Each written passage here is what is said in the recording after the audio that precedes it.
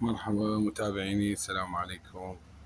لا تنسون الاشتراك بالقناة، وراح ننزل كل ما يخص طيور الحب وتربيتهن وتكاثرهن وكل أنواع الببغاوات، طريقة إنتاجهن وتفريخهن والمكان الخاص بيهن والحرارة والرطوبة والمؤثرات اللي تأثر عليهن.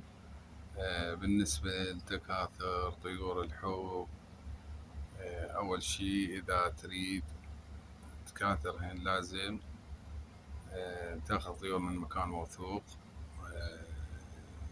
ثاني شي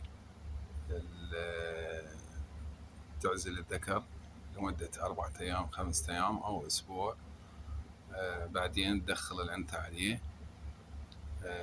وراها راح تتم عملية التزاوج، وراها نخلي الأعشاش أو البيوت الخاصة بيهن بالتفريخ. ولازم طبعا يكون الأنثى والذكر بالغات، يعني واصلات حالة من الجهوزية حتى تتم عملية التزاوج. بالتالي راح تكون هاي النتيجة اللي قدامكم. ما أطول عليكم إن شاء الله، بس راح ننزل مقاطع أخرى ثانية تخص تربية وتفريخ طيور الحب الباتشي.